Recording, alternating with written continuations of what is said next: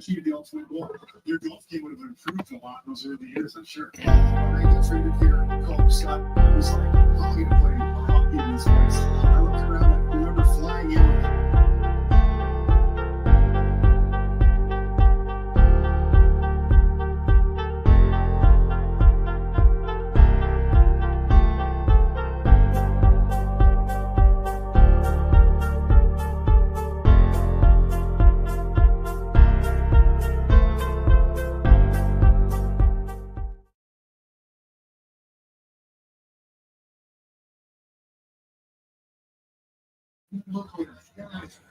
What is up, guys? It is the Sports Nerd Bradley Walker, and welcome to the Walker, part of NGSC Sports, guys. Remember the website, it's ngscsports.com. For all your current sports content, head over there. I just got an article put up today about USS softball getting 1,500 wins in program history and 1,100 wins for their manager, Ken Erickson. I will be going to the softball game 2 days from now to watch them play again. Happy Thursday to everyone out there. We are also part of the Game Winner Sports Network, Snowman Multimedia Sports, Mancini Media, and the Sports Alliance of America Incorporated. We have two great sponsors on the show. The first one is CreatingZenSpaces.com. It is the local choice in St. Petersburg, Florida for house cleaning, organization, decluttering, and pet sitting. It's about finding the peace within you, adding comfort to your life. And guys, remember, Zen Spaces begins with you. Be kind to yourself and one another. We are also sponsored by Fun-Wags.com. Born from a near tragedy, the Fun Wag mascot had a bad experience with a store-brand treat, but we decided after that to make treats that only have 3 ingredients that you can pronounce. The Fun Wag mascots would like you to welcome to trying those treats. And the way you do that, guys, is head over to Fun-Wags.com because our fur babies deserve the best. Head over to Fun-Wags.com to get those treats. All right, ladies and gentlemen, let me bring on my 3 great co-hosts. Good evening, gentlemen. Good evening. How are everyone doing? Tired. Yeah? Yes. Tired? Okay. I apologize, guys, for last week. I was just about to go on, and my stomach didn't want to agree with me, so there was no way I would be able to do a show with having to run back and forth. So yeah, that was. Hey, I don't blame you. I wouldn't do one either. So like me when I had COVID. Yeah. Anytime I'm sick. No, I don't. I've been one of the ones that hasn't had it, so. Yeah. When I have a cough or a stomach bug, it's like I don't want to know. Thinking and talking are like super hard. I'm one of those, like, if I can't give 100%, and I know I can't give 100% because I don't feel good, I don't want to do a show. Like, that's just me. Yeah. Right, 100%. If I can't give 100% and I can't be focused on what we're talking about, and I got to get up and use the bathroom every 5 minutes, I'm not. There's no way I'm doing that. That wouldn't work at all. Yeah. No. That'd be a very short show. I'll be right back. I'll just keep hitting the video. I'll just do a little photo, just me walking back and forth. So yeah.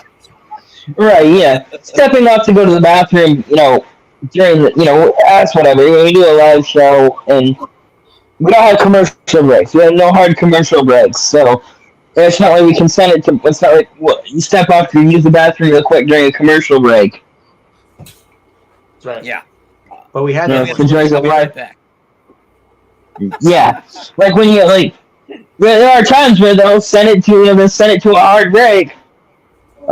Hey, we're going to a quick break and we'll be right back. The host runs off to take a leak and is back before the end of the commercial break. Or they'll go into a different segment. You send it to break and bring in a segment before, like you move things around in the order so that you can have time to go use the bathroom. But with a show like this where there are no scheduled breaks, yeah, I've actually it's I've actually listened to local people do their business, and they're like, "Oh, and here comes he's coming back into the studio." It's like, yeah, I don't have a bathroom, and I mean, I have a bathroom, but I don't have a studio to excuse myself to come back to. Yeah, like you said, we don't have any commercial breaks. So if I have to go use the bathroom, I'll just turn the camera off in the bathroom, mute until I'm done, unmute, and away we go. Right. All right, so I was reading Bud today. We'll start with NASCAR. Gerald will be on here in a few minutes. I think he's getting some food. So F1 started off with the champion winning the first race. Like, is that a shocker? Like, he won the first F1 race of the season, so he's off. Yeah, he won something like 17 races last year, so. And shocker of all shockers, the least shocking thing of all time, Max just wins, and that's what he does. He's a winning robot. It's insane. He won by like 30 some odd seconds. Well, I guess the question is the only time he's not going to win a race is when he's not running, right? I mean, is that basically what it's come to the conclusion is that if he's in the field, he's going to win? I mean, that's what it sounds like. Pretty much. Red Bull gives good luck. Like, yeah. It's the battle is for second, and because as long as if he's in the field, it's either him or Checo, and it's either Max or Checo. It's like if they if they miss the set, you're hoping that they really, really miss the bomb the setup. Because Max can drive anything. It's insane. He's good everywhere. It's not like he has a weak spot in his talent. Like there's no track where you're like, oh yeah, Max struggles at Spa, or he struggles in Japan, or maybe Monaco. He might not win Monaco. Yeah, Monaco. If he doesn't get a good hole shot, because after lap 1 at Monaco is impossible to pass. There's no passing at Monaco. So if you don't lead, then if you don't get off from the line in the lead, it's going to be hard to get the lead. You have to have some good pit strategy, right? And maybe a lucky caution. But other than that, Monaco is super hard to pass, and anywhere that you can pass that, if he's in the field, your head better be on a swivel because here he comes. And right, I love a winner. I'm a huge Max Verstappen fan, so yeah, I was happy with the outcome. Love a winner. Love a winner, man.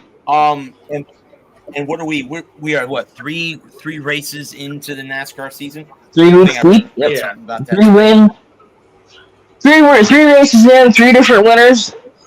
All good. All good winners so far, in my opinion. Haven't had any fluky winners. Guys that are going to lock themselves in the playoffs, and that are going to get bounced in the first round.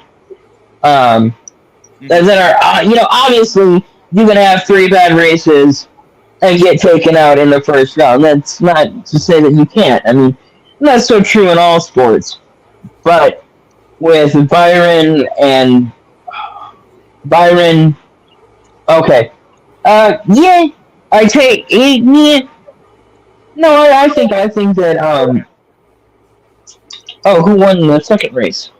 God, it was Atlanta. I can see his stupid face. Daniel Suarez. And then Larson last week at Las Vegas. And then they're in Phoenix this week. And I like Larson again. I mean, he's on the mile and a half intermediate tracks that we run. Larson is the best. Thanks. Hey, Adam. What are your thoughts, bud, on Adam, can you Go hear ahead. me? We can hear you. Go for it. I want to get your thoughts on something. I heard this earlier. In 2025, NASCAR wants to run at Dodger Stadium. I was just going to ask that question. I've heard rumors that Dodger Stadium approached NASCAR, and I don't see what, because it's super hard. The track is just undrivable at the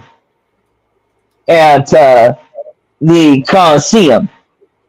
It's just so undrivable. I just can't imagine them being able to fit a track inside Dodger Stadium that would be even worth bothering with. Inside Dodger Stadium, no shot. Outside of Dodger Stadium, in the parking lot, maybe out on the street, where the stadium is the backdrop, possibly, because they ran Chicago last year. They're going to run it again this summer.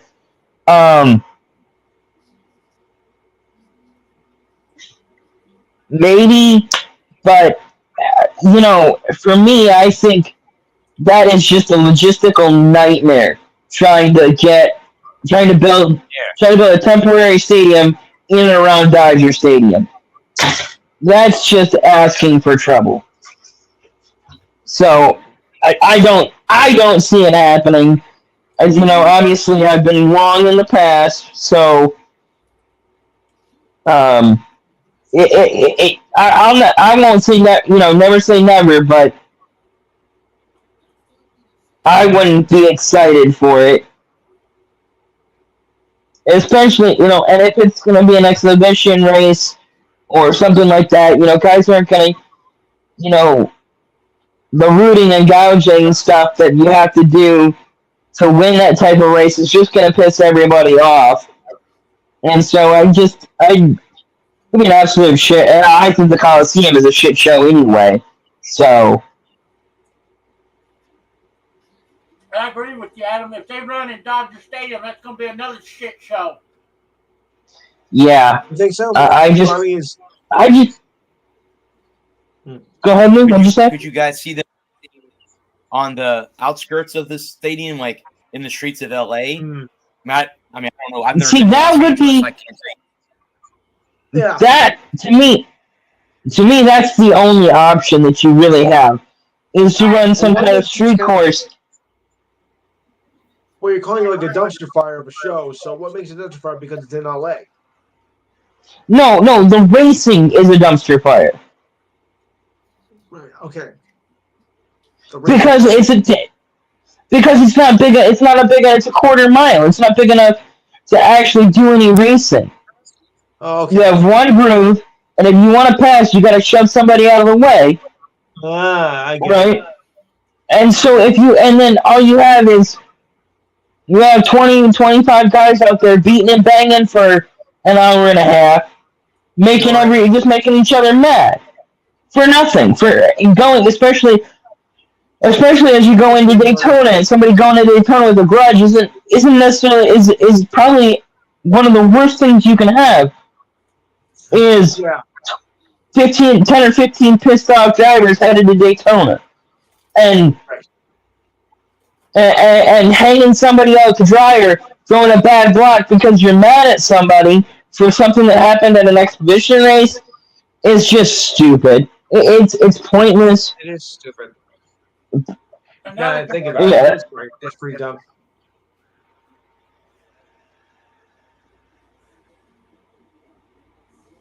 I like what Dale Jr. said about the Clash. It needs to go back to Daytona.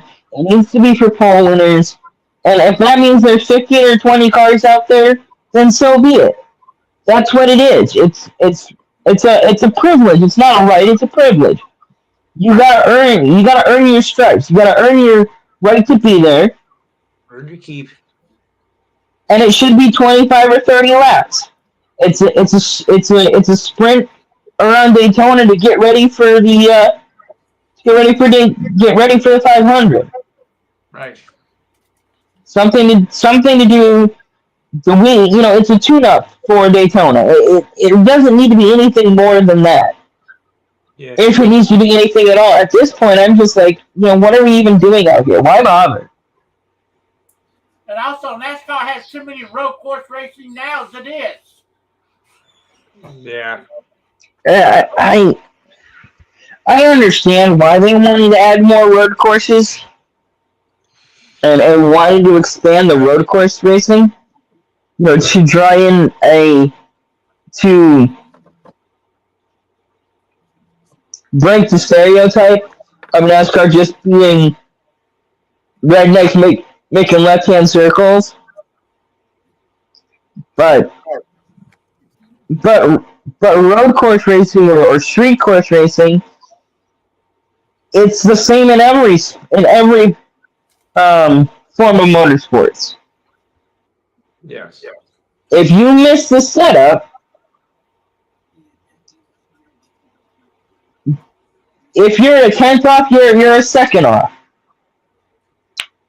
No, if they're out there running 59.45s and you're running a 59.46,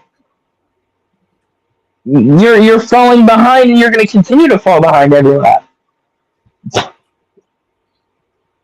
And when somebody gets out to a 2 to 3 second lead, if you're a 10th faster, you need, the 100 laps to make it up. I mean, it is what motorsports is. Yeah.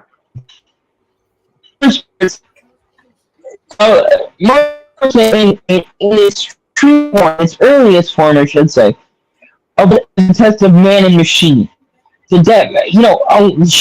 Chevrolet, Ford, Buick, Chrysler, Dodge, when those companies were first founded in the teens and 20s, 110, 115, 120 years ago, the reason you raced a car was to prove to the public that your your car was worth buying. An early Chevy, early Buick, early Dodge. Your car could make 500 miles without issue. And then in the 30s, in the late 20s and early 30s, a lot of guys went out and bought big engines and big suspensions and big brakes so that they could outrun the cops. And then in 33, when Prohibition ended and rum running and moonshining wasn't as necessary as it had been for the last 10 or 15 years before that, so many of those guys had souped up, cars. They said, "Hey, let's see my car's better than and it's a pecker contest." And from the first time that somebody realized from the first time man realized he had a pecker, and challenged another guy to some kind of competition, whether it was just two guys comparing the sizes of their literal sticks. One guy said, "My stick is better than your stick," and the other guy has hit the first guy with his stick and said, "No, my stick is better," and went on to beat each other with sticks to prove that their stick was better than the other guy's stick. Competition has always been a stick measuring competition. Yeah. And that's what motorsports evolved into, is stick measuring competitions. No, my stick's better. No, my stick's better. My stick's better. Oh, my stick can go 100 miles. Well, my stick can go 100 miles. And some other guy says, "My stick can go 2 miles." So when you race, and that's what racing, and then you had over in Europe, you had F1, Formula One with engineers and diagnosticians and wind tunnels and teams and European motorsports, European car racing evolved as in a totally different way than American auto sports evolved. Whereas they were all about aerodynamics and downforce versus drag and finding the best car that could race, and having most of the early European auto races being on the narrow streets of Europe, lots of street racing in Europe, and developing cars specifically for that, and then building dedicated racetracks coming along in the late 50s and 60s, and that form of motorsports being about math and schooling, having guys that went to school and are trained engineers. And NASCAR was just two rednecks going, well, if we make it bigger, they should go faster. Yes. Bet you're right. All right, Billy Bob, let's make it bigger. And it wouldn't be until the 70s and 80s when big money got in NASCAR.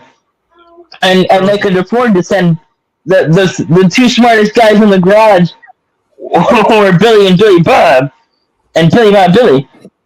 And they sent them off to engineering school, and they were like, and it wasn't and then it was, well, if these two guys are really smart, what if we got a third smart guy? Well, what if we got a fourth smart guy? What if we got a whole team of smart guys? Yeah. You know what? Might work. And what if we got all those smart guys together and we gave them a car? Yeah. And then they made it aerodynamic. Huh. You might be onto something there. And how about instead of having one car, we got two cars. We doubled our money. That might work. And let's get, instead of having 4 sponsors paying us each $250,000, what if we got one sponsor who paid us $1.5 million? That might work. And and as car racing has evolved, and every car sport, or not just car racing, but all racing, in any form, whether it be a soapbox derby or F1, the premier F1 that is the most popular motorsport in the world. It's all about trying to build a better race car. And that's what motorsports is. And to me, I'd love to hear somebody else's take on what I've said. So I'll cede my time and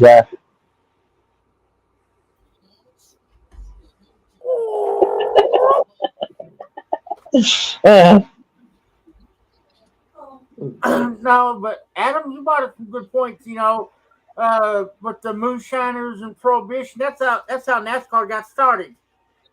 Yeah. No, out in the cornfield. Anywhere you could put two guys side by side, If it was in the cornfield, the beach, wherever there was enough room to get two cars side by side, they raced. And there was one guy, I don't know, he was an F1 driver in the late 40s, early 50s, and it was in 51. No, it was in 46 or 47, somewhere in there. And he had been a race car driver in the 30s, and then the war broke out, and he was a fighter pilot in the RAF during the war. And some reporter stuck a microphone in his face and asked him if he felt racing was dangerous. And he said he looked at him and said, "No, I don't know. It's the first time in 6 years nobody shot at me."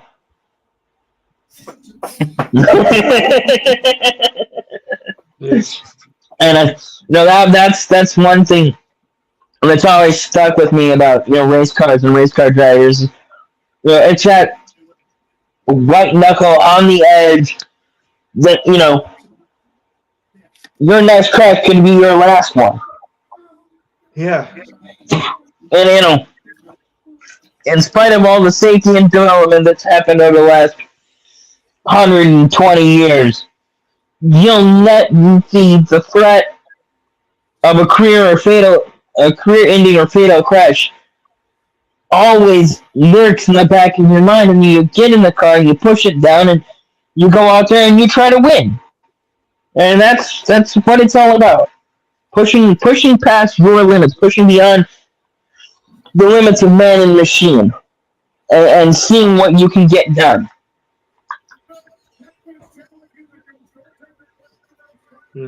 No, I agree with that. I agree with that. Again, it's just like anything else. The risk is there. Obviously, deaths have happened, accidents happen. Yes. Accidents happen in daily driving. So it's not like it's any different. But again, I mean, a lot of people will say that it doesn't take any skill. Well, that's bullshit, because it does take skill. I've seen how you drive. He's right. How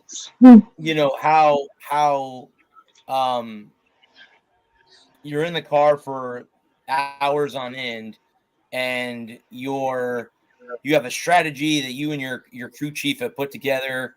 You've gone through practices, you qualify, whatever it might be, and then now you got to go out there and hopefully you can execute the plan. Now, obviously, it doesn't always work that way. Things happen out there that you have to adjust it on the fly or whatever, but at the end of the day, it does take skill. And for the people that out there that don't think that NASCAR drivers or any kind of motorsport and drivers, whatever, they're not athletes, that's a bunch of horse shit, because they are. And I think the people that say that kind of stuff they're just jealous that they can't do it. They're just jealous that they can't drive, so. Well, I think that has a lot to do with the fact that so many people do drive on a daily basis. Mm-hmm. Because and the access to high performance vehicles that we have, and the ability to drive them in and around town, because of how big our roads, how wide, how big our roads, how straight our roads are, is our roads didn't develop from cart paths that the peasants walked 1,500 years ago. With the interstate highway system in the 50s, and the fact that so many people have high performance, all-wheel, sport suspension, tuned cars, and the ability to go to a mechanic shop and have them tune your car to your specifications to drive the way you want. It gives people this false idea that anybody can drive. They think that they can go out there, strap themselves into a race car, and go around Daytona at 200 miles an hour, because they drive every day. And I think, unlike other sports where it takes years of conditioning, and the last time a lot of people played a football or basketball was in high school, and some of them may have gone and played in college. You might have played some rec league ball in college, and now and then you watch the NBA and you're like, yeah, I couldn't play. Or you watch the NFL, or you might go to an NFL game, or like a high school game. I went to a high school game last year, and I was like looking at these kids, and they're 15, 16, 17 years old, 18, getting ready to graduate and go off to join the rest of us here in the real world. And those kids are huge. I swear to God, when I was in high school, the high schoolers I went with, none of them were that big. You know what I mean? Right. And I think that the average person, and I think there's a huge disconnect between the skill of a motorsport driver, especially a NASCAR driver, and the average person who doesn't watch on a weekly basis, and the talent and ability it takes to drive a car. I think a lot of people respect F1 drivers because of the way that F1 has marketed itself to its fan base and the general public over the last 80 years. And NASCAR has marketed itself. That's such a hard word to say. Marketed. Or how NASCAR markets itself as an everyman sport. The idea of race on Sunday, sell on Monday. And so I think that's the big disconnect between the average driver and a race car driver and the form of motorsports that they participate in, with F1 being super technical and highly developed race cars, and NASCAR selling itself on the fact that anybody can get in a race car and drive. And so a lot of people don't realize how much talent it takes to be, how much money it takes to be a top tier NASCAR driver, even at the lowest tier. You're talking hundreds of thousands, if not millions of dollars to get into the lowest ranking NASCAR series, that being the ARCA series. And the talent it takes to go from ARCA to trucks, and then the jump from trucks to Xfinity, and then Xfinity to Cup, and how there are only 38 people in this country that are currently qualified to drive a race car each week, whether it be through funding or talent. There are only 38 people in this country that are qualified, both with and the fact that you have to be marketable to draw in sponsors, because your two-teeth cousin who runs on Saturday night at the local short track thinks that he could go, if he just had $1 million, he could go out and win a NASCAR race. So, and because of the way, guys like Earnhardt and Petty and Pearson, and especially the early starts of NASCAR, were your two-teeth hillbilly cousin who raced on Saturday night. Yeah. And NASCAR doesn't market itself as an elite motorsport. It doesn't market itself as having elite drivers. Yeah. And so a lot of people think that that it being a NASCAR driver, it's just good old boys racing on Saturday night.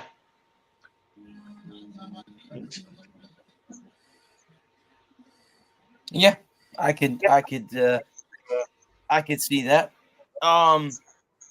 So guys, real quick, a icon in wrestling hung up his boots for good. Sting has officially retired. 12 years too late. Match, Darby Allin, they won the AEW Tag Team Championship. I watched a video today on YouTube where Darby had a bunch of his peers and his family leave voicemails for him. I'll tell you what, dude, if I was in his shoes and some of the messages that I had heard, it would have been hard for me to hold back tears, because there was a lot of guys, Edge and, the Giant, a lot of his former, peers, that people that he brought up in the business, that called him and wished him. Ric Flair obviously was one of his good friends. But I think, correct me if I'm wrong, Luger was there, but he couldn't come out because he's affiliated with the WWE, so he wasn't allowed to be shown on TV. He had to do it behind the scenes because of the whole thing with crossing promotions or whatever like that. But Sting was one of my favorite wrestlers. I know growing up as a WCW guy, his battles with the NWO, with Hogan and NWO Hollywood, I thought was was great to watch. Then obviously he joined Kevin Nash in the Wolfpack there towards the end. But I mean, it was kind of cool to see his two sons in the ring with him. Just wanted to get you guys' opinion on him and what legacy he left behind in wrestling as a wrestler. Yeah. Sting was one of my childhood favorites growing up. I used to love to watch him wrestle. I mean, I don't care if he was a face, a heel. He was just a hell of an athlete. Yes, he was. And a performer. I will miss seeing him in the ring, though. Honestly, I will. Yes. You know, there's so many versions of Sting. We had the Wolfpack Sting. We had the Stinger when he was with the Four Horsemen. I mean, there was just so many different variations that he had. Wasn't he Gerald tag team partners with Macho Man when he first came in? Weren't him and tag team partners? It was either Macho Man or wasn't it Warrior? Because or was it Warrior? I know it was one of them because Warrior. Sting was Warrior. Sting wore colors, and then he went after Hogan turned and went to the NWO. Sting went away for a while and came back with the Crow look, the black and white, at Halloween Havoc when he came back. In the what is the icon that he is now with the black and white face paint. But I agree with Gerald. He was one of my favorite guys to watch. It's one of those things like when Undertaker hung it up. It's like it's hard to watch wrestling without those guys. Like you're so used to seeing them, but again, Father Time is undefeated. So after a while, like you can't do it no more. Your body just can't take that beating anymore. And you get to a point where you're like, I can't, at least these guys are smart enough to walk away when they, when their health is good before it ends up turning bad. You're not going out there, I think the next one we see retire is going to be Rey Mysterio. Oh, yeah. Yeah, I think Ray's on his way out. Cena's on his way out. Rocky will be done here soon. Orton's long in the tooth. He's pushing 40.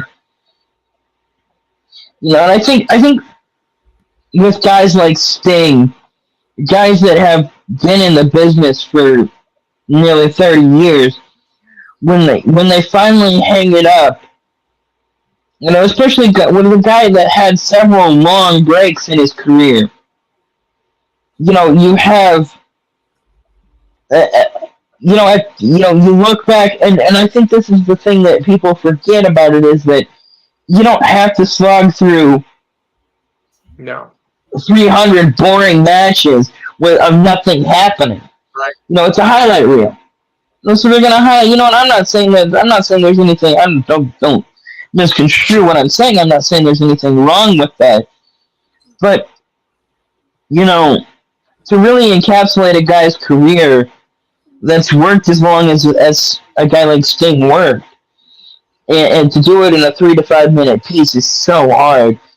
It was everything he accomplished and everyone that cared about him, everyone that supported him, whether it be in the locker room or in management or in the crowd, his fans, and the people that hated him, that booed him every week.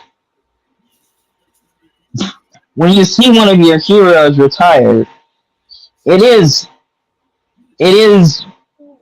kind of, and with wrestlers, they don't go on a farewell tour. They don't have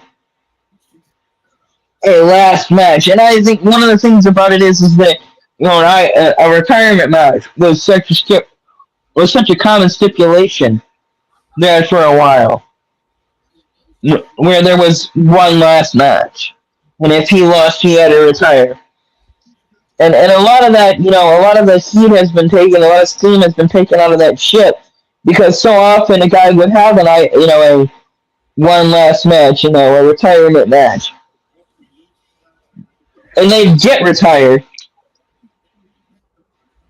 and they'd be off TV for 6 months, so that they could heal up and go get neck fusion or something like that, and go get their knees surgically repaired, and they get bit by the bug, and whatever promotion they had been with would be flagging and would need a boost, and so they bring them back, and then have another 5-year run with the company.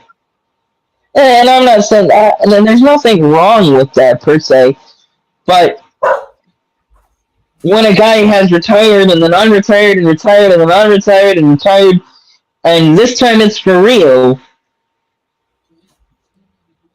it kind of loses. No, I don't. I think Sting's done. I don't think, because he's like 58 or 60 years old now.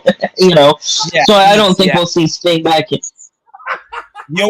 I think the only time, Bud, honestly, that we might see him come back would be for a match. I don't know, against Hogan maybe down the road. But Hogan, I saw, and I don't know. Hogan's in his 70s.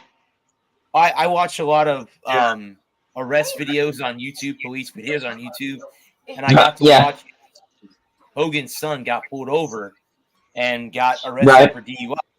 Hogan walks with a cane. Like, he's got a cane. He can't even walk normally. So, he's 70 years old. All the beatings he's taken, It would have to be for, one match against somebody who is either retiring, which, it could be like, I don't know. I agree. I think he's done. I think he told Tony Khan. I watched the YouTube video today when, AEW went off the air and he was able to talk freely. Like, okay, now I can talk this. I don't have to follow TV guidelines. But Tony Khan came out, and if you guys don't know who Tony Khan is, he's the one that owns AEW. But he came out and thanked Sting for being a part of AEW. Sting was the icon in WCW for a long time. And then the WWE, it took forever for him to come to the WWE, and he wasn't even WWE that long. He got hurt. Seth Rollins hurt his shoulder, and he went away for a while and got his shoulder surgery healed up. And then the next thing you know, he was in Impact, and then he went from Impact to AEW, and it just happened like that. So yeah, it would take a lot for him to come back. I think and I was surprised. I'll be honest with you guys. I was surprised that AEW let him win, being that they're tag team titles, and now he's retiring and he's leaving Darby Allin all by himself. I'm surprised that they let them win. You know what I mean? Because you would think you'd want to have them lose. The Young Bucks have the titles now, and then but I guess with him retiring and the icon that he is, you don't want him to go out on an L. That's my only thought. You didn't want him to go out on an L. So they wanted to let him, on his last match. And I'm assuming that what they'll do now is they'll probably have some kind of tournament for the AEW. I don't watch AEW, guys, so I don't know anything about it. I don't know how AEW. Yeah. Sorry, bud. No, it's okay. I don't know how who has the heavyweight championship. I know they have pay-per-views like the WWE has, but I just, like I said, Sting was one of my guys, Edge is one of my guys, and I'm sure Edge is going to be soon. He's in AEW now too. I think he's going to retire soon too. So all the guys that we all grew up watching are now, Rey Mysterio. All those guys are going because, again, Father Time, is undefeated. We all gotta go sometime. It's just that way.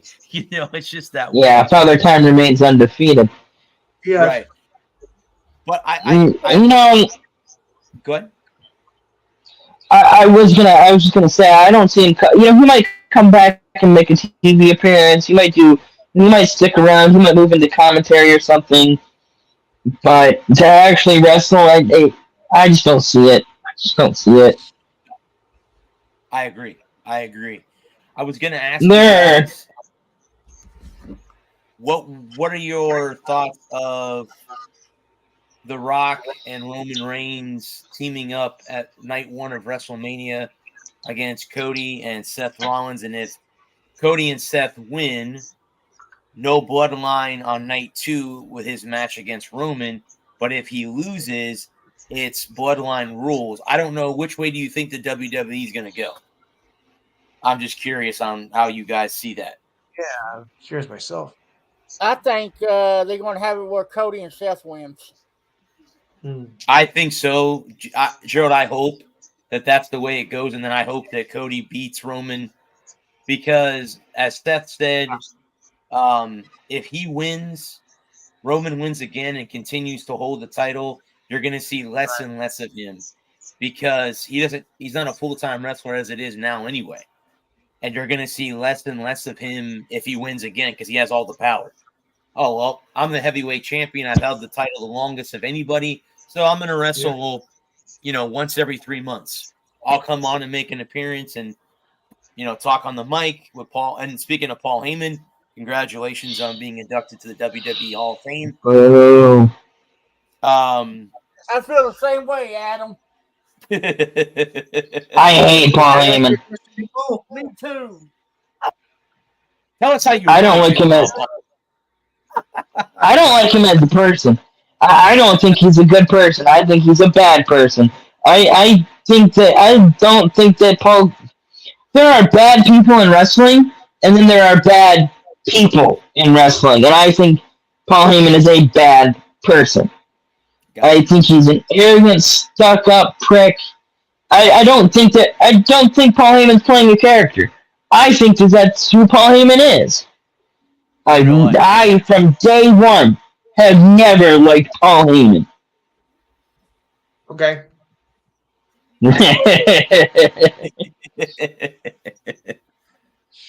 I don't think I've ever been so I don't like him either, but I mean he's gonna get accolades for ECW. Yeah, he's a great heel. He's a great heel manager. I'll give him that. He is a great heel manager.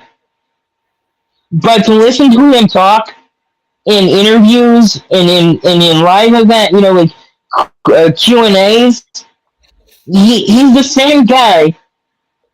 He is the same arrogant, stuck-up, know-it-all, self-centered prick that he is when he's on camera.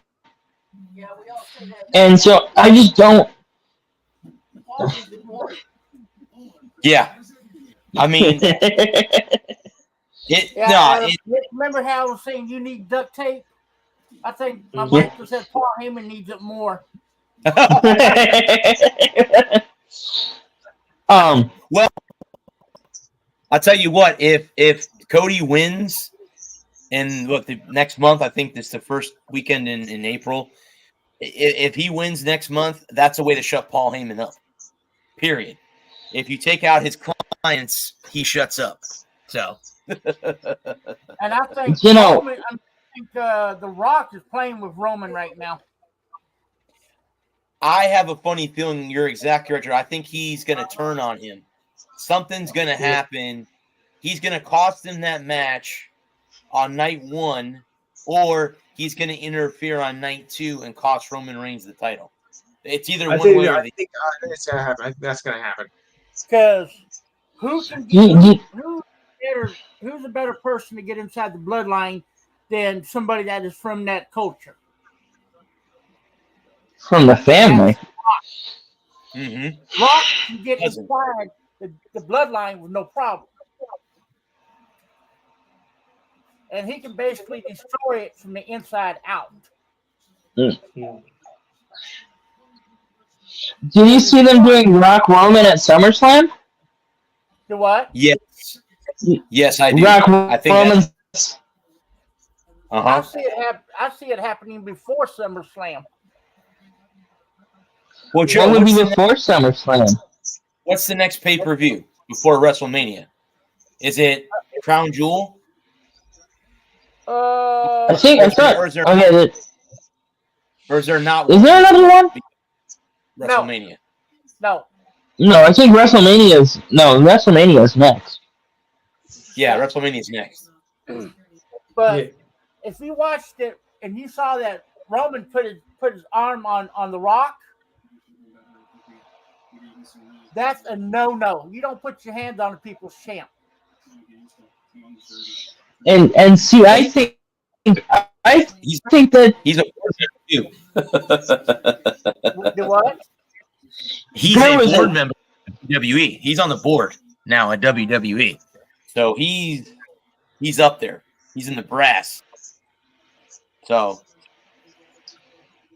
see, I think that they weren't expecting the backlash. Yeah. Either, like Brad said, he's either going to cost Roman that match on night one, where him and Roman are tag team against Cody and Seth, or he's going to interfere in night two, cause Roman to lose the unified championship. No, is Rock Roman Seth Cody official? Is that happening or? I think it is going to happen. yeah. Yeah. And that'll be night one of WrestleMania. I think it'll probably be the main event. Okay. I'd imagine night one. Yeah, I would imagine. Yeah, I see. I think what happened was they expected Rock to come back to a hero's welcome, and when Cody bowed out, because I think what they were planning on doing was pivoting. So this is what I think happened: is that Rock was supposed to come back and take Cody's place in the Roman fight, and Cody was supposed to fight, and Cody was going to go fight Seth, but because CM Punk got hurt, and when that went over like a lead balloon, they had to pivot back, and I think that Rock coming back was supposed to come back and fight Roman, and then that blew up in their face. And Because everybody wanted. mark my words, if The Rock does not turn on Roman at WrestleMania, it's going to be after WrestleMania if it doesn't happen then. I could see. I like what Brad's saying. I think that Seth and Cody win on night one, and then on night two, Rock comes out and interferes, and costs Cody a shot at the belt, and that sets up setting up a triple threat match at SummerSlam. Rock versus Roman versus Cody. Because Do you know who you know else what? might turn to? Is Solo Sikoa. Because The Rock kind of rubbed him the wrong way the other night, too. And don't be surprised if Solo doesn't be the one who turns on Roman Reigns. Because I could see. Also, There is a predicted prediction match that I would love to see if they do this. This would be a hell of a match. Brother versus brother. Jimmy versus Jay. Who does Mom like best? I've had plenty of wrestling matches with my brothers. So, that ain't nothing new. I would love to see Jay take Jimmy out. Joe, correct me if I'm wrong. Isn't Jimmy going after the United States Championship? I know obviously who has the belt now? Logan Paul. Logan Paul. I wouldn't be, but yeah, I mean, you know what? Why not have that at WrestleMania? Why not? Jimmy versus Jay. Yeah, wouldn't he? Well, actually, Why not? Logan Paul's going to be in a match with some other people at WrestleMania. Is Kevin Owens one of them? Yes, it's going to be Yeah. Kevin Owens, Randy Orton, LA Knight, and AJ Styles. Holy cow. Mm. Jesus. Okay. Well, there's 5 superstars in one ring at the same time. Wow, how are they gonna do that? Okay. I would love to see a ladder match. That would be fun. Mm-hmm. See, I think to finish with Rock and Cody, because I think what could happen on night 2 is Rock comes out and hits both of them with steel chair. And Qualification. and yeah, it causes a DQ, and then you have triple threat match at SummerSlam, no DQ. Mm-hmm. I mean, that's definitely a scenario that definitely could play out. But remember too, who's the guy that won Money in the Bank? I don't remember offhand. Gerald, who has Money in the Bank? Who's the guy in Judgment Day? Damian Priest. So now my question is, let's say night 2, right? Let's say they lose night 1. Cody and Seth lose, right? And then it's Bloodline rules, right? Mm-hmm. He ends up beating Roman Reigns, survives their beatings, whatever, and out comes Damian Priest and takes the title away from Cody. Because that would be terrible. Do that, but the way that it's been going, I wouldn't be shocked. I would think that Damian would go after Seth because Seth is facing Drew McIntyre. If Drew beats the crap out of him and Seth retains, Damian could take that because I know they've been kind of, on the, because didn't, what's his name lose to Seth? Who's their, I don't watch enough wrestling to remember all these guys' names. Right. Who's in Judgment Day? You got Damian Priest. You got Damian Priest, Dum Dum Mysterio, which is Dominic, but I call him Dum Dum. You can call him Dum Dum. You're not the only one. Yeah, I can think of something too. Finn Balor.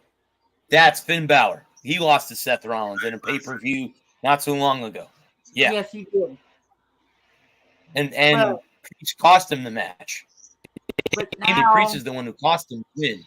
So yeah. Now, let's say if this does happen, if Damian comes out there and cashes in either on Seth or Cody,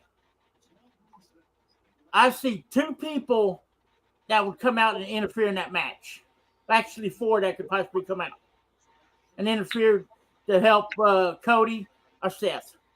That's DIY. Okay.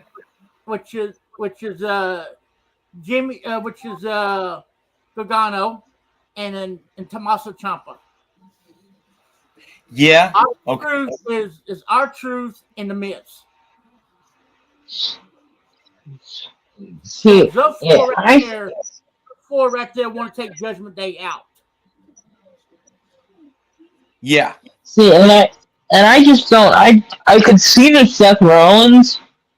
I could see them sending out Damian Priest to try to take out Seth Rollins. But if they send him out after Cody, that is a recipe for people walking out of the arena. Yes.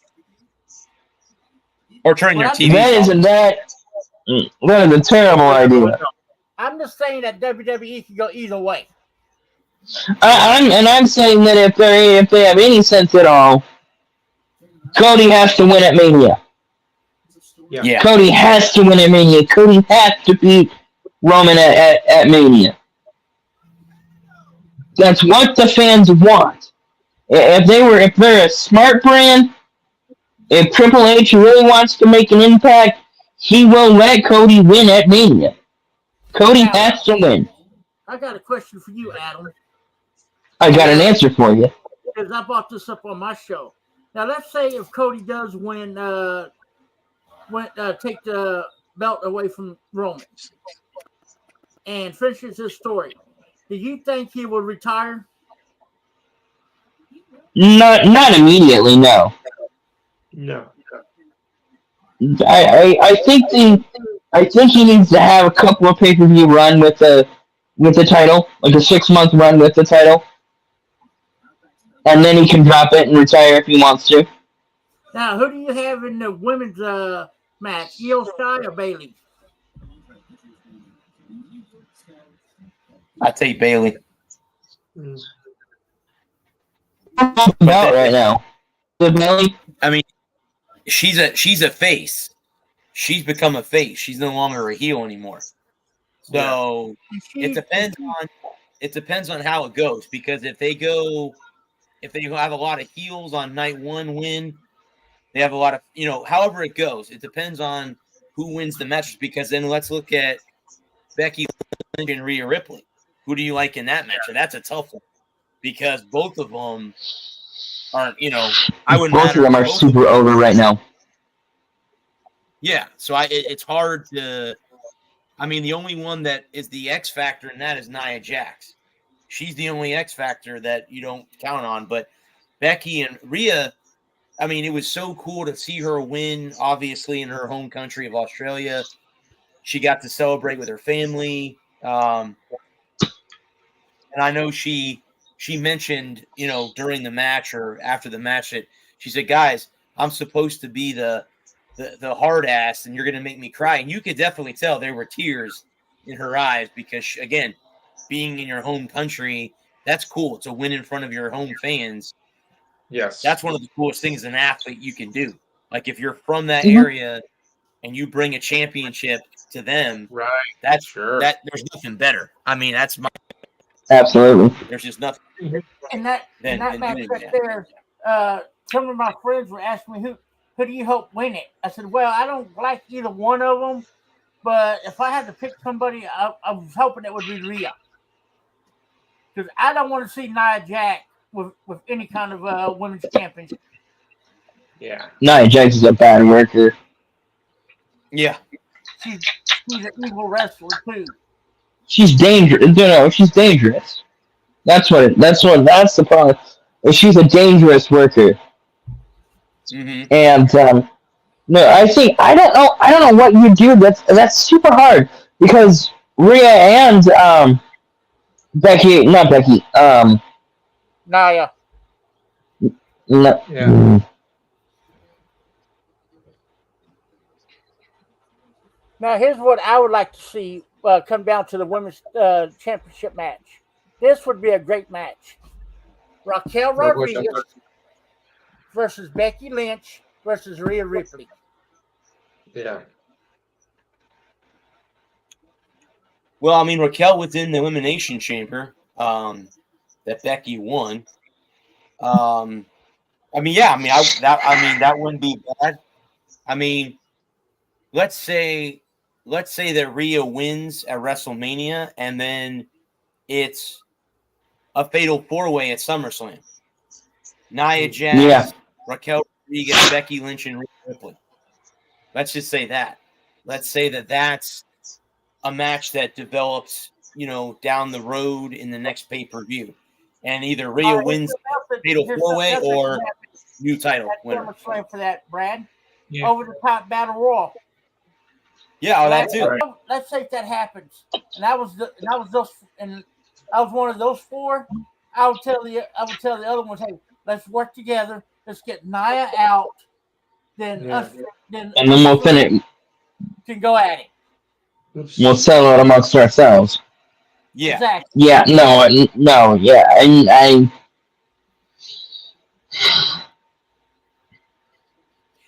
Sorry, I'm still hung up on Cody and Roman on night one, because I just don't see if the WWE has any sense at all. If they're reading the tea leaves, they have to understand that the fans want Cody to go over, and Cody is super over right now. And if they leave the belt on Roman, it's gonna turn everybody off. And if Rock screws Cody, it's gonna make people hate him even more than they do. He won't be the people's champ. He'll be the corporate champ. I don't see Rock screwing Cody. I see Rock screwing Roman Reigns. So I was gonna say, guys, there's one X factor to this, and I don't like him. Never been a big fan of his, but it's Triple H. Triple H is the CFO. He runs everything. Yeah, yes, Rock is on the board, and that's Rock's. Rock is Triple H's boss, right? The board of directors runs the CFO, whatever. But at the end of the day, Triple H clearly said he goes, I don't care what. You got that wrong, Brad. Triple H is Rock's boss on the board. I'm sorry, then I had the other way. I'm sorry, the other way around. Okay. Anyway, I cannot see Triple H having The Rock screw Cody Rhodes out of a title. Like Adam said, you are going to piss off the fans of WWE. Everybody. Either one, walk out of the arena, or two, turn their TV off and then come Raw the next night on Monday night, the night after night 2. Oh, is there special TVs after that? Because if that happens, me personally, I'd say, you know what? The hell with Raw. The hell with wrestling. I would be like, you need to pick it. Don't watch it. Because if you don't watch it, they'll listen to you. And with everything going on with Vince, you already have enough bad media. You don't need any more. You don't need any more of what's going on now. So no. The Rock told Triple H, well, you need to do this, you need to do that. And Triple H looked Rock right in the face and says, I'm your boss, you don't tell me what to do. Yeah. And I think that when I see happening is that, like I said, Cody wins night 1, and then on night 2, when it's Roman and Cody, the thing that I could buy happening is Roman coming out hitting both of them with the people's elbow. Dropping the people's elbow on both of them, costing Cody, costing Cody the championship.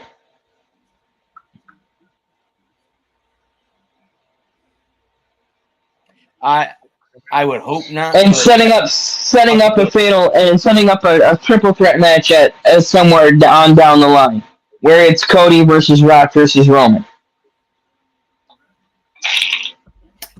Or do you see a scenario? Do you see a scenario where Cody wins, and then at SummerSlam, The Rock challenges him to the title? I can see that. I don't know, because I don't know if you put the belt back on Rock. Well, no, what I mean is then Cody would win at SummerSlam too. Oh, okay. Yeah, maybe. Yeah, it would be Cody and Seth win night 1. Then they get a one-on-one match where it's just him and Roman in night 2. He beats Roman. Crowd goes wild. We go to Raw the next night. The Rock comes out. Cody's out there celebrating. The Rock comes out and says, well, you beat my cousin. Now I challenge you at SummerSlam for the title. And then Roman comes out and says, wait. I have an automatic rematch clause, and I'm cashing it in at SummerSlam. And that could happen also. That's that. And then you can... Then that would make it a fatal three-way again. Yeah. It make it a triple threat. Triple threat match. Yep. Because I think... Because I'm no Nostradamus here, Nostradamus, but...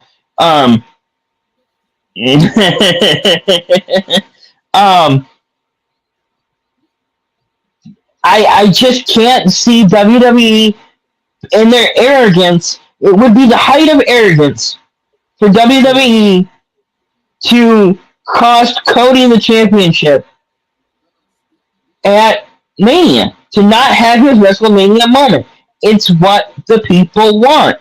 And you got to give the people what they want. Yep. I agree. You do. That's how it works. And I Go ahead, Adam. because I think, and this is again pure speculation on my part. And 20 years from now, when all the documentaries are made, and we're all old men, they'll, I can't wait for the Last Dance version to find out exactly why Rock came back, and if it was the idea that they were going to pivot and they were going to put Cody versus Seth because CM Punk got hurt. And when that went over like a lead balloon, they had to pivot back and let Cody have Roman. Yeah, no, I think that was supposed to happen. I think you're exactly right. I think it was supposed to be Roman versus The Rock, and then Cody versus Seth because of the chemistry from their past together. I read something that there was supposed to be an injury to Cody, and then that's why CM Punk, who came back, was supposed to face Seth Rollins, but when CM Punk got hurt, it all went up, went to Schitt's Creek, and now they had to go back to, okay, well, now we got to let Cody go against Roman and win the title and let him end his story or finish his story, as he highlights it. Yeah, I agree. If they don't let Cody win night 2, they're going to piss off a lot of fans. A lot of people will be pissed. Royally pissed off. And I mean, if Roman wants to get his belt back at SummerSlam, okay, great, whatever. But you can't, like Adam said, Cody's blowing up right now. You can't have him for the second year in a row at WrestleMania lose again. It can't. He's won 2 Royal Rumbles, and a lot of times, usually the guy that wins the Royal Rumble wins the belt at WrestleMania. Yeah. It just didn't happen last year, so it's got to happen this year. It's just got to. 100%. 100%. We'll see in about a month from now if it does or it doesn't. But yeah, and there's still 3 or 4. There's still 8 shows left before Mania. Yeah, yep. You got SmackDown tomorrow night, then you got 3 Raws and 3 SmackDowns. Yeah. So there's 7. There were 7 shows away from Mania, and so there's a lot that could happen in the next month that they could sway public opinion. But right now, as it sits a month out from Mania, I firmly believe that Cody has to go over. Cody has to win. Mm-hmm. Yep. No, I agree with that. No doubt. Yeah. No doubt. So, because I think that go ahead. I was just going to say, because I think that the WWE didn't expect the whole Rock coming back thing to blow up in their face. Mm-hmm. No, I agree. I wholeheartedly agree. I think they had other scenarios and other scripts that they wanted to play out when The Rock came back. I think The Rock came back originally to screw Roman Reigns. I think that was the whole Yes. line.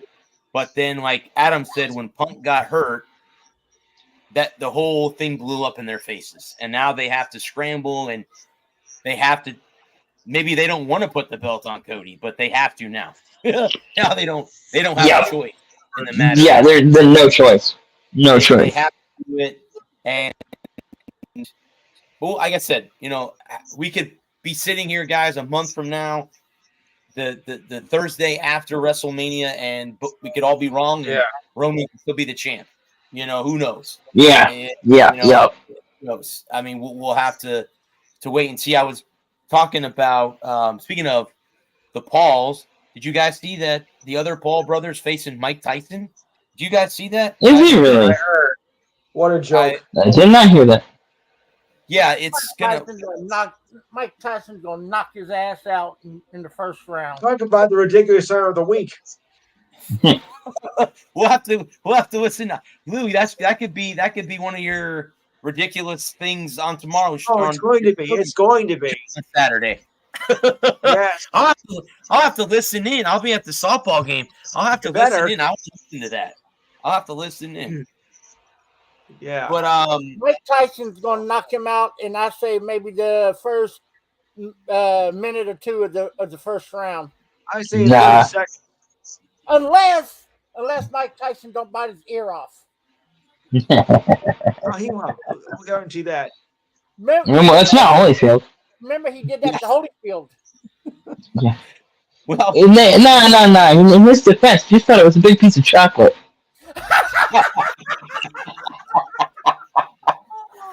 true. See, excuse me. Oh no, true. That's true.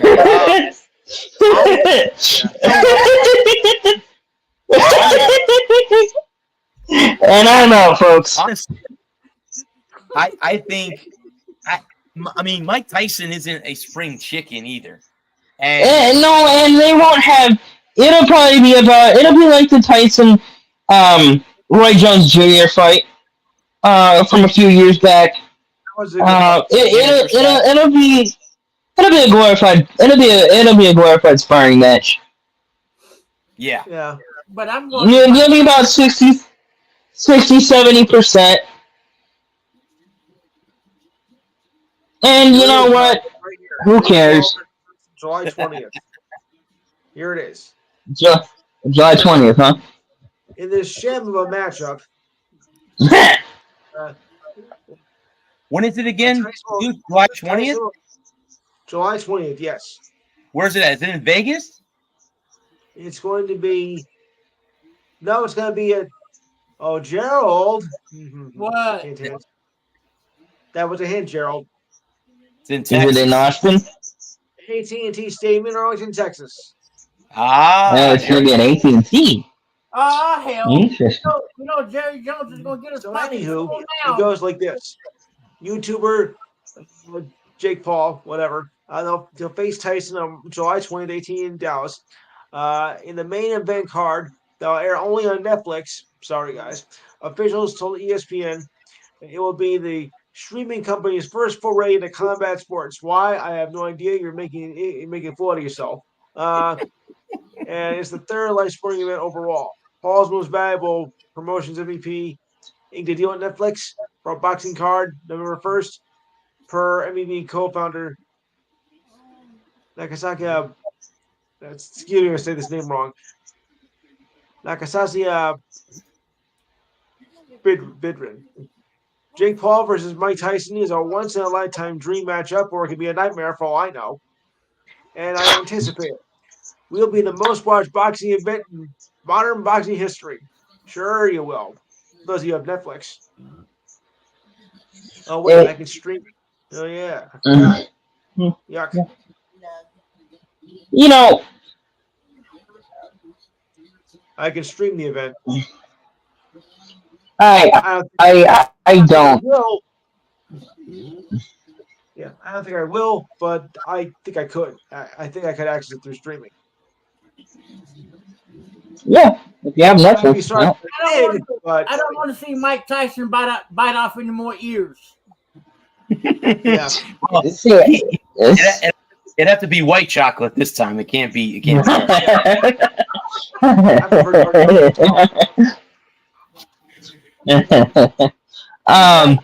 She'd be like, Yeah. white chocolate. This will be the Well, comedy of you errors know- of all time.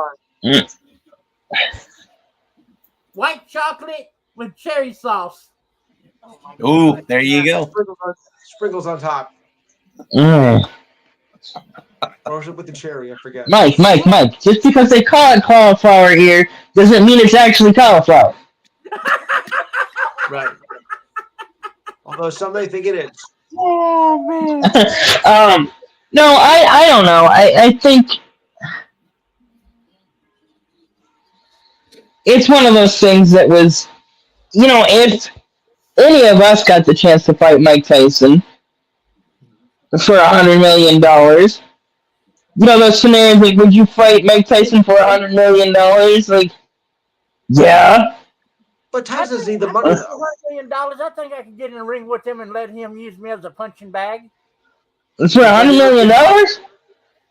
For $100 million? I'm beating you half to death. I'll fight him.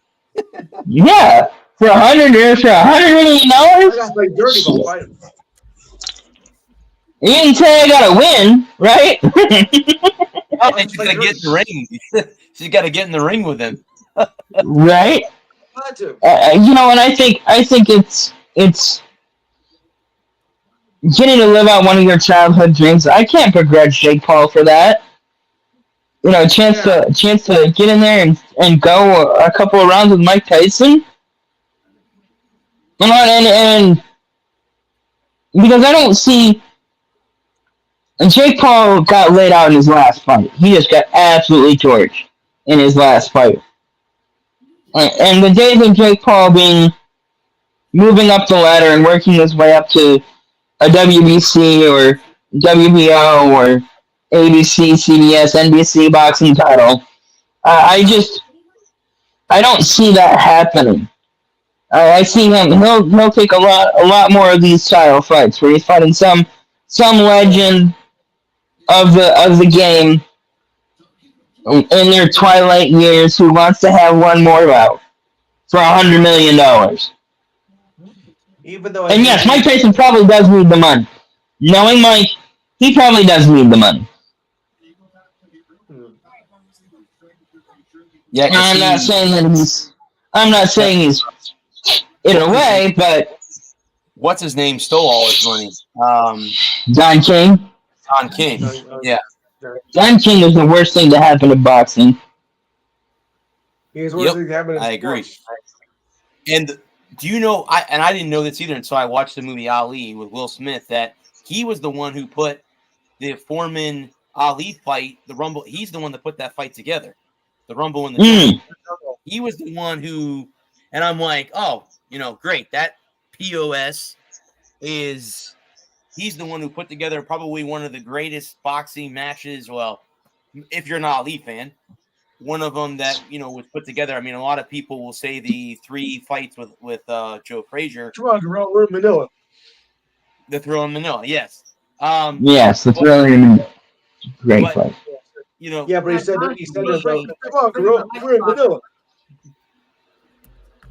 Yeah, to me, it comes down to, but yeah, Don King is he robbed Mike Tyson blind.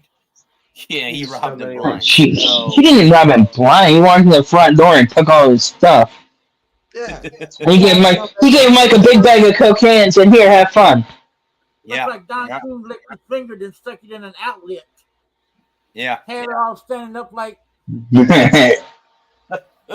Yeah, Don King's a bad dude. Yep. And Don King gave Mike Tyson a couple of girls and a big bag of cocaine and took all of his stuff out the front door. Correct. I was gonna say too, guys. I read something too. Conor McGregor wants to come back to UFC, and he's upset with how, I guess the planning of it is going. I obviously he's just like he's a draw, right? You're going to get a lot of pay-per-view. Or is he like He's worn out his welcome.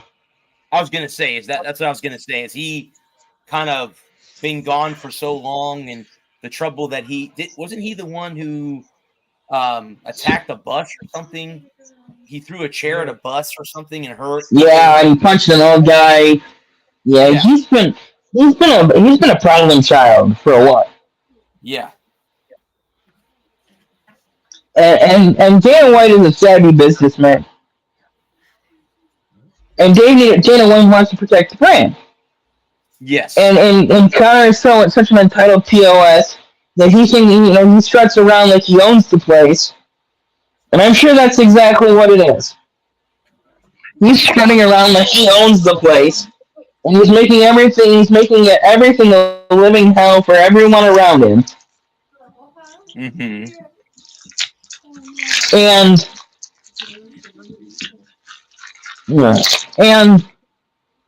I just don't know.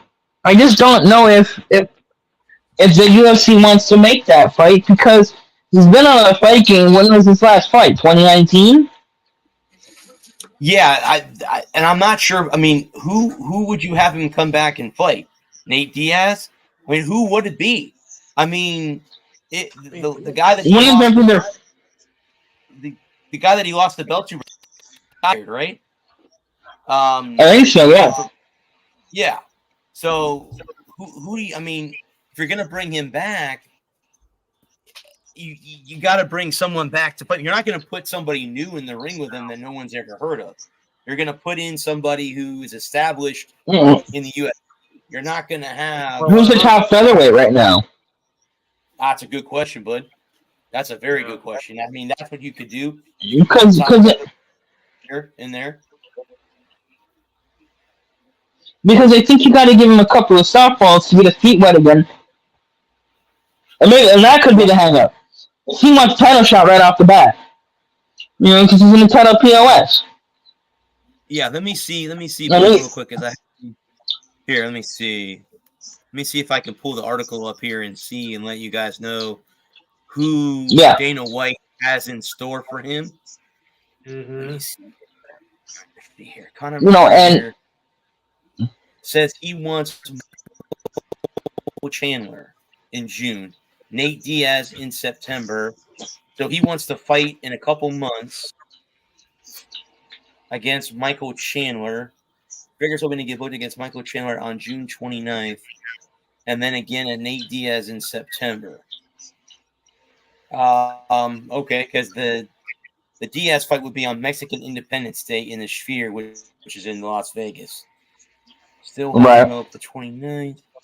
Oh, yeah, it says, let's see here. I'm trying to see, but if it mentions his last fight, it does not.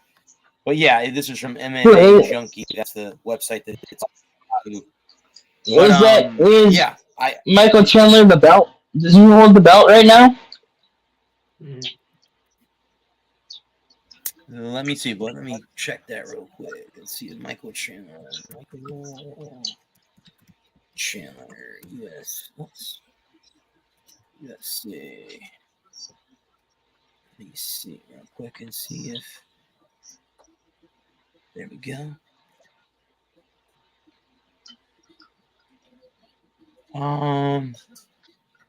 No, I don't think his record is 23-8-0, but I don't.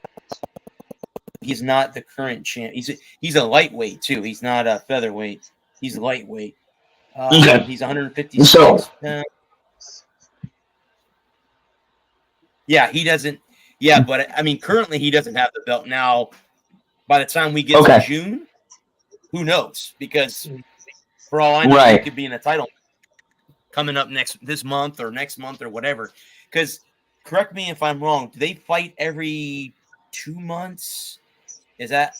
I don't know how it is in UFC, but in boxing, you're only supposed to fight once every 3 months. Okay. Because I'm curious on how often they fight in the UFC. Because I'm not sure. Yeah.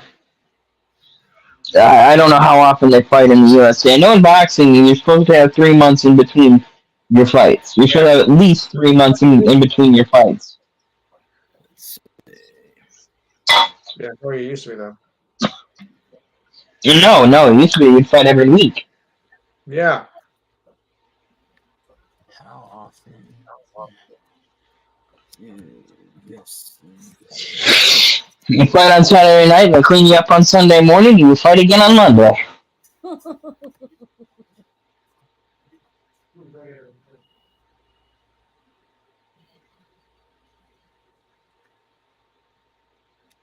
Oh, between 40 and 50.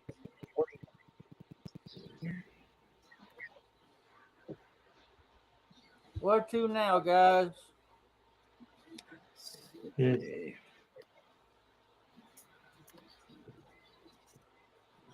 It says that they compete between 2 and 4 times per year.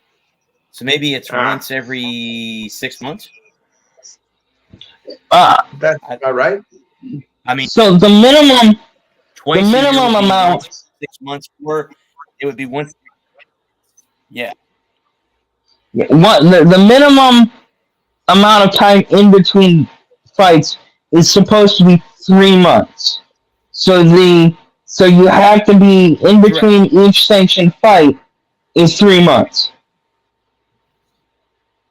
Correct.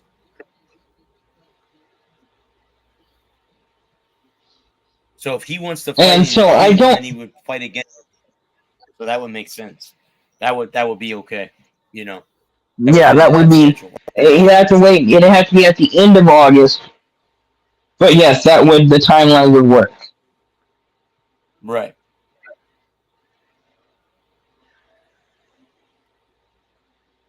And That's if Dana but allows. yeah, if they put that match together for the June fight. Yeah. And that could be the sticking point for Dana is working with the Gaming Commission to allow a subsequent fight in August. Mm-hmm.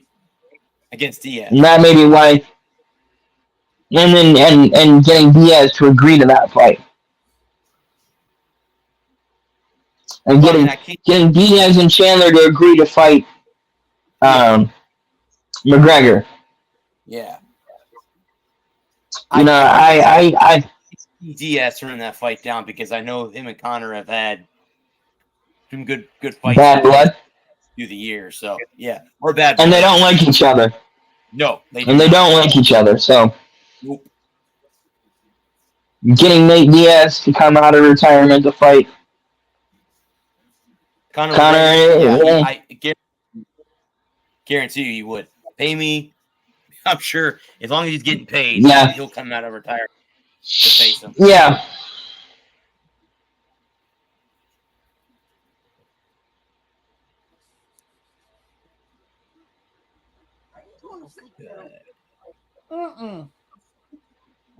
So, guys, what did you guys think of the kid, the Texas wide receiver who broke the 40-yard dash record at the combine? Phenomenal run. I was trying to tell everybody he's fast. I don't put any stock in the underwear Olympics. Okay. What a lot of people call them, actually. You'd be surprised how many people call the combine what Adam just said. That's usually what What'd you call it again? The underwear Olympics. This is what Mark Schwab. Shut up. The underwear Olympics. The underwear Olympics. Okay, I get it. That's what Mark Schleif called them. Years ago. He was talking about the combine. And he said, that you don't learn a lot in the underwear Olympics. Yeah. There's nobody, there's no opponents, you're not being rushed. Right. And so he's fast in a 40-yard dash. But what's his splits in the 10, the 20, and the 30? What is he, in breaking routes, out breaking routes, adjusting to a ball that's, a ball in college that's uncatchable is catchable in the NFL. Mm-hmm. You got to go make that catch when you're at the highest level. That window closes. So it's great that he's fast, and speed kills. And having speed is, it's something you can't teach speed. The way you use your underwear. But when you're wearing 15 pounds of gear, can you still have that high gear? So, True. and the other thing that we don't get access to is the interview questions. Sitting down with a kid and spending 5 or 10 minutes with him chatting about everything, talking about stuff, football stuff, off the field stuff, personal stuff, like how is he going to react when it's December 5th and there's still a month and a half of season left? Mm-hmm. Playing late into January. No. Mm-hmm. No doubt that To that, NFL wants to extend it to 18 games. they've been kicking that around for a while now. I was gonna say, speaking of the NFL, they lost an icon on the reporting factor with Chris Mortensen passing away. He's a huge loss to the NFL writers and stuff like that. He was one of my favorite guys. I mean, he was the one who, I know if you guys remember the interview with the Colts general manager when he said, he goes, who the hell is Mel Kiper? Well, Chris Mortensen was the one who did that interview. He's the one who set that interview up. Right. It's sad, obviously, to lose a guy like him. Because again, he was on ESPN. Like we were just talking earlier about Sting stepping away. When you lose your hero or one of those guys that you love to watch on TV and they're gone, it sucks. And Chris, prayers to his family. I listened to Adam Schefter, who's the top NFL guy for ESPN right now, and I watched like a 5-minute YouTube clip, I think today or yesterday, and he was talking about how much Chris, that was his partner, and growing up, how he mentored Adam going into what he does now. He's going to be missed. I mean, obviously, if you're an NFL guy, ESPN, sure, you knew who Chris Mortensen was. I mean, I'm sure the first NFL game of the season, Monday Night Football or whatever, they'll do something for him. They'll do a moment of silence, or they'll do some kind of tribute to him. Memorial. When the season starts. Sunday countdown. That first Sunday countdown is going to be hard without him. Yes, correct. So we're a couple days away from free agency starting, right? Monday or Tuesday, I think. Sounds right, yeah. Tampering begins. Wednesday. You guys remember Jeff was on this show a couple weeks ago, and we were talking about the salary cap, and he messaged me the day the cap was announced that it had gone up $50 million. He goes, I didn't expect that to go up that high. And I'm like, no. I said, no, that's going to help all the teams that were in cap hell. The Bucs re-signing Mike Evans. They tagged Antoine Winfield Jr., which they could still work out a contract with him. The only one that so far that hasn't happened is Baker, but anybody that was in kind of on the verge or the fence with their cap, now you have more money. You have more money legitimately now. More playroom to work with.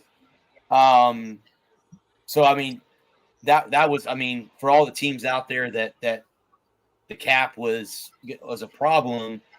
Now, I mean, it may not be. I know there are teams out there that have, a bunch Yeah. of cap. And then speaking of cap, the Broncos set an NFL record. They'll have the most dead cap of any franchise with letting Russell Wilson walk, or they cut him.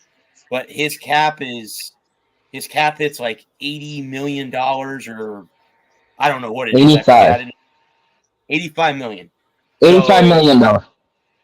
85 dead. That's dead cap.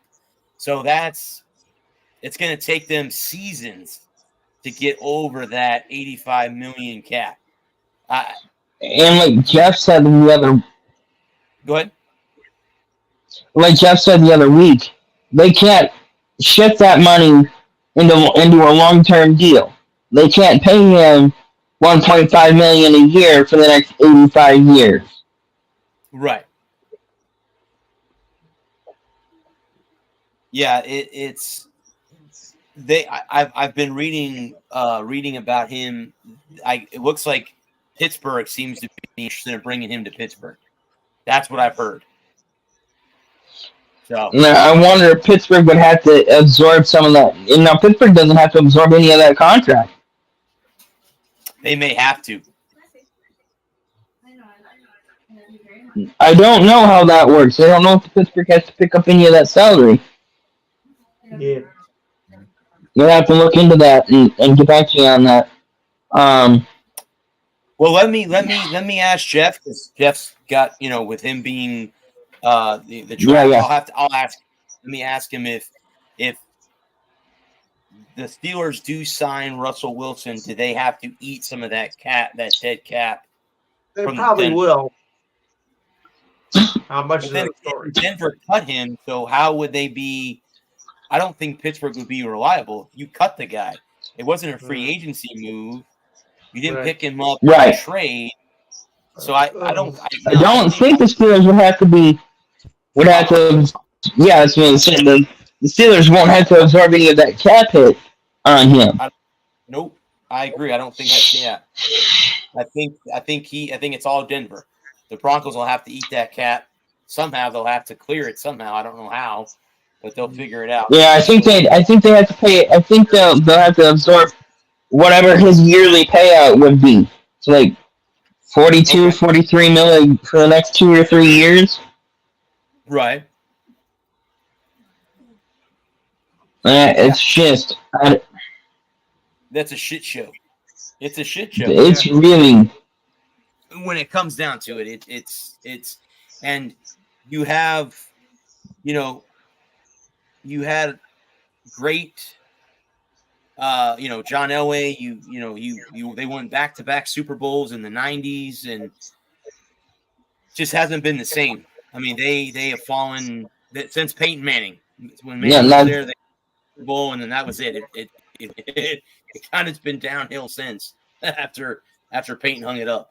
So, Yeah. The guys that they brought in haven't worked, no, correct. and now they're stuck with a rental quarterback for the next couple of years. And they're gonna have to find somebody late in the draft. With their next guy, if they get JJ McCarthy, if he falls all the way to 12, if he falls in their lap, they have to hope that he's the guy for the next 5 to 10. For the next 3 to 5 years, he can be the guy on his rookie deal. And then where do they, let's say he is the man. Let's say he's a 30-10 touchdown kind of year, Yeah. He's in a 4,000 yard, 30 touchdown, 10 interception kind of guy. And he takes them to the playoffs 2 out of the 3 years, or 3 out of the 4 years. And now all of a sudden he's a 50 million, 60 million kind of guy. And they've got all that dead cap, and they can't keep him. Mm-hmm. Yeah, I not so much even a quarterback. You're going to have issues keeping a lot of your players. Everybody. They're going to have to Anybody. scrape and they're going to have Claw. to pinch pennies because their general manager or their owner and general manager both are now going to be held, reliable for, Thank you, Eric. what happened, So it's interesting to see how they're going to get out of it, because I know the Bucs had dead cap when Tom Brady retired. You know, Tom was signed, he retired before he finished his contract. I think he had 1 year left when Tom retired. And the Bucs had to eat the cap, and they're now getting out of that dead cap from him. They're going to have some dead cap this year too, because they cut Shaq Barrett, and they'll have to eat some of his cap. That's the thing is, like, if you got a guy under contract and you cut him, you have to eat that cap, so that you're still paying him in a way, but he's gone. So, but he's right. You guys know what cap casualties are, where you have a guy that you like to keep, but you can't keep everybody because it just doesn't work. You can't hold on to everybody. And Jeff was explaining that to me, a couple of weeks ago with the Bucs. Is, you have Baker and you got Mike Evans signed, but you got to get Baker. Tristan Wirfs is the next guy to get a big contract. He's going to get his big boy contract. So, right. One of the best, or not the best, offensive linemen in the NFL right now. So definitely top 5. He's going to get paid. So, and Antoine Winfield Jr. I think is going to get paid too. He got tagged. I can see the Bucs trying to negotiate a deal with him, because a lot of the thing with Mike, they signed him to, originally it said 2 years, $52 million. Come to find out, it was actually 2 years, $41 million with 29 guaranteed. He got $11 million in incentives, and I'm assuming that $11 million in incentives, one of that is the 1,000-yard season, since I think he's had 10 seasons in a row that he's had 1,000 yards. So he's a Hall of Famer. When it's all said and done, oh yeah, he's won a ring, he's got a championship, but he's going to be in the Hall of Fame when it's all said and done. First ballot, man. Guys, I was watching a YouTube clip from TPS Sports on the 5 worst quarterbacks to win the Super Bowl and 5 that have never won one. And the list surprised me. The first worst quarterback was Jim McMahon of the Bears. The ones that didn't win were Fran Tarkenton, Phillip Rivers, Dan Marino, Warren Moon, and Cam Newton. Now, tell me, how did Cam Newton get on that list? I mean, that baffled me that he would be listed as 5. I mean, Cam was a good quarterback. I'm not dissing on Cam's. Well, he did make the Super Bowl, but I don't know if I would put him in the top 5 of best quarterbacks to never win it. Yeah, he was number 1 in this video. He was the number 1. Yeah, number 1. I'm maybe 5. I can see an argument for 5. Rivers, but Marino has to be the best. Marino, what the?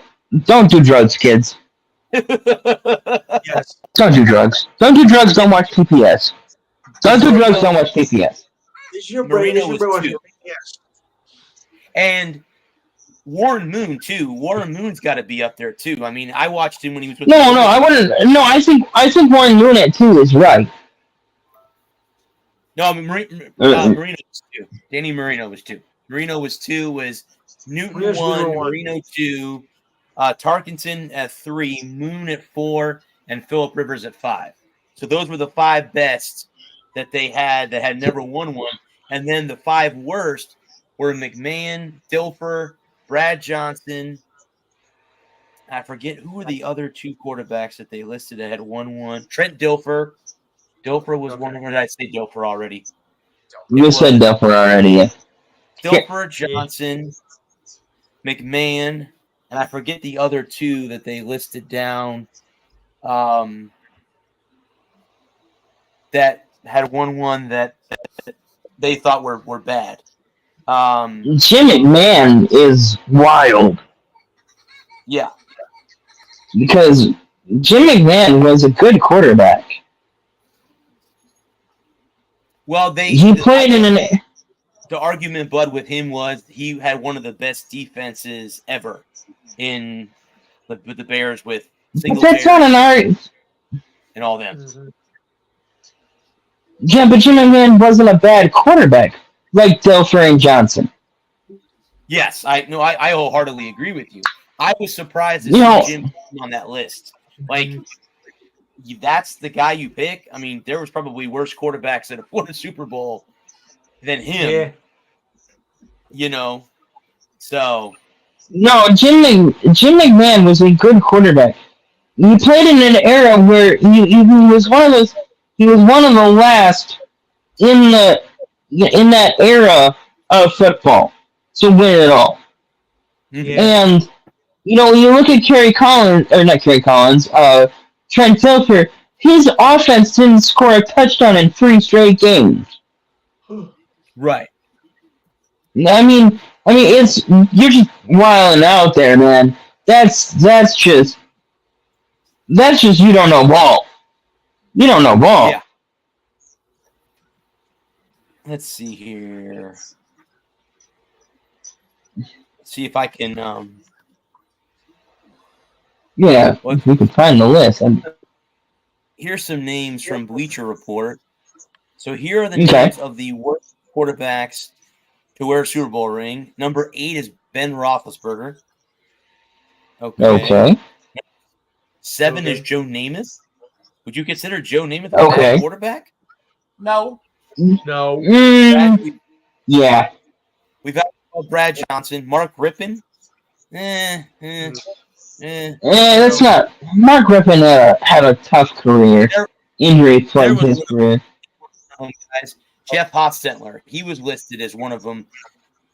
He Yeah. came Bill Sims. He had. Yeah, I would say he's Doug Williams. Really?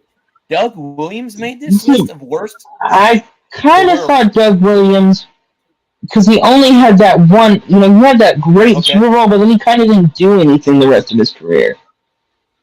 Yeah. Jim Plunkett with the Raiders, and then Trent Uh-huh. Dilfer. So Jeff Hostetler was one, but I forget who the other guy that they listed down. I know they didn't list down Joe Namath, and I know they didn't list down Doug Williams either. But yeah, you can go to YouTube and type in TPS, worst quarterbacks to win a Super Bowl. It's a video. Or better not yet, very long. I don't. think it's like, or yeah, if you don't agree with the list, I mean, I watch.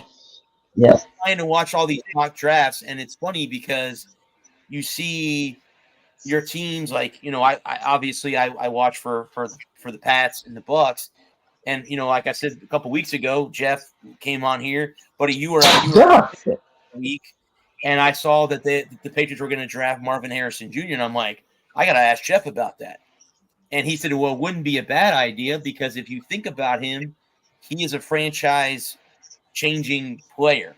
And if you bring him in and you build around him, I mean, in my opinion, outside of Randy Moss, the Patriots haven't really had a premier wide receiver. Troy Brown, Wes Welker, those are all slot guys. They've never been premier down the field, deep threat wide receivers. Julian Edelman's another one. They just, Danny Amendola.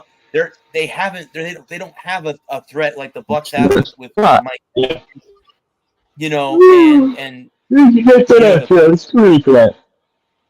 the Lions had Megatron.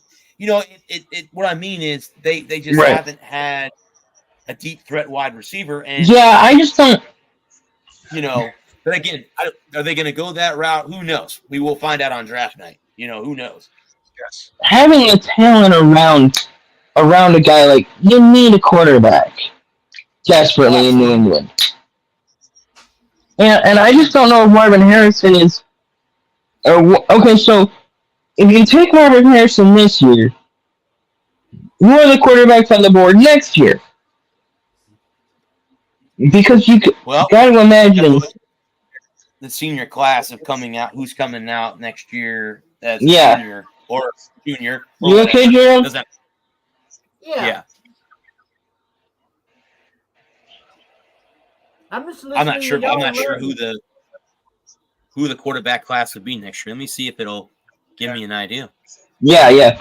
I just don't know who the quarterbacks are that are going to be available next year. Because if you take a guy like Marvin Harrison this year, you've got to assume that you're looking that you like Marvin Harrison better this year than any of the quarterbacks that are available.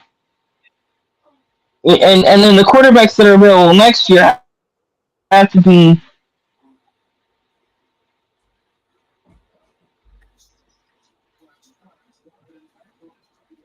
I'm back. Okay, sorry about that, guys. Let me see. Oh, that's okay. I didn't even notice. Brad, stop. Let's see here. Okay, The new Frozen movie. So here is the 2025 draft class. You have Shedeur Sanders, which is Deion's son. You have Drew Allar. I'm not sure who he's the quarterback for. He's the quarterback in Penn Connor State. Wingman. Is he? Who's Connor Wingman? W-E-I-G. That's a name I don't recognize. I apologize. He's at Texas A&M. Okay. Let's see here. You have Carson Beck, Georgia. Quentin Evers at Texas. Jalen Milroe at Alabama. Tyler Van Dyke of Miami. Dylan Gabriel of Oklahoma. Preston Stone of SMU. Riley Leonard of Duke. KJ Jefferson in Arkansas. And Jalen Daniels of Kansas. So those are the top 12 right there, guys, in next year's class. So you're right. Yeah, none of those names jumped off the board at me. Taking a wide receiver.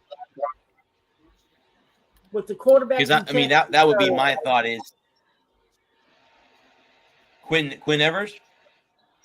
Yeah, he can come back for a fifth year because he's a redshirt sophomore, I think. Yeah. Well, do you see Texas doing that, or do you see putting Arch in there? I think he's gone this year. I think this will be his last year. I think he's going to turn pro. He's going to declare for the draft. Yeah, I think he's done after this year. And I just come in there. Yeah, I know it'll be Arch getting the gig next year. I don't know. The problem with the draft is the draft is a roulette table. And the house always wins. How many times have we seen that? The thing about this is there's 32 teams in the NFL, and there's 16 starting quarterbacks. Unfortunately, all 32 teams have to start a quarterback each week. Right.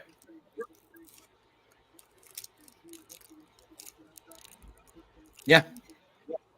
I mean, I could see the Patriots drafting. I could see them going on a limb and drafting JJ McCarthy, and the reason I say that is you have a new head coach. It's a new era in New England. He's not going to get fired year one, so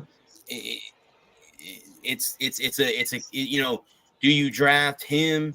Or do you maybe make a trade and you bring in a veteran quarterback, say like Kirk Cousins is still available.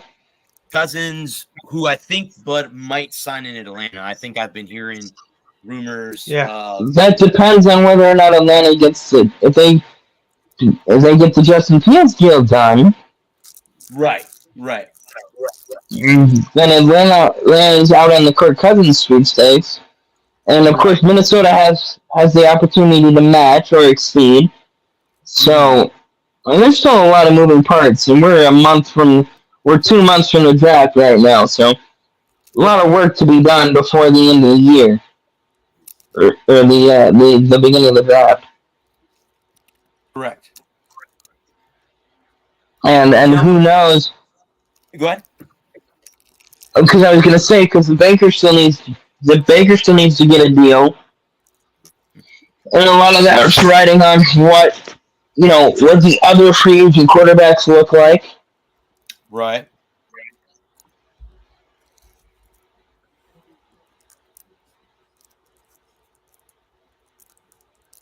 Yeah, when it comes down to and who knows? I mean, we can end up with Justin Fields for all I know in New England. They can make a trade and with the Bears, Yeah. and who knows? I mean, And Baker's still out there. Their Cousins is still out there. If they make a deal with Cousins, then yeah, go get Marvin Harrison. I mean, that's a great idea. I'm all for it. Yeah. How do you feel about your offense's execution? I think it's a great idea. In fact, I'm all for it. Yeah. Yep. Well, gentlemen, with that, we will call it a show. Lou, go ahead and talk about your show on Saturday. All right. Enhanced Sports Show continues Saturday, 4 to 6 p.m. Eastern Time. We'll cover the NHL trade deadline, the NFL franchise tag deadline, which was passed on Wednesday. NBA. We'll talk some college basketball, spring training as well. Gerald will have his NASCAR report. And we'll also have, of course, the feel-good story of the week, sports trivia, this week in sports history, the ridiculous item of the week. It's going to be a doozy. And, of course, your thoughts and comments are always welcome. So remember, the number is 512-543-4662. I'll repeat again, 512-543-4662 from 4 to 6 p.m. Saturday afternoon, 3 to 5 in Gerald's area, and probably, I think, in Adam's area, too. So hopefully I'll hear from you. I'm on East Coast. Okay. With that, guys, we will go ahead and call it a show. I want to thank everyone who tuned in. Thank you again to our men and women of our armed services and our first responders. Thank you for doing what you do, because we would not be able to do what we do if it was not for what you guys do. We'll be back, guys, next Thursday to talk more about sports as we get closer to the draft. And the baseball season is right around the corner, too, from starting up. Hockey the trading deadline is coming up, too, as we roll. I think we have 18 games left in the tomorrow before the playoffs start. But until then, guys, love all you guys. Until next Thursday, I'm the Sports Show, Bradley Walker. Peace. Hi, folks. Cut, print, send it.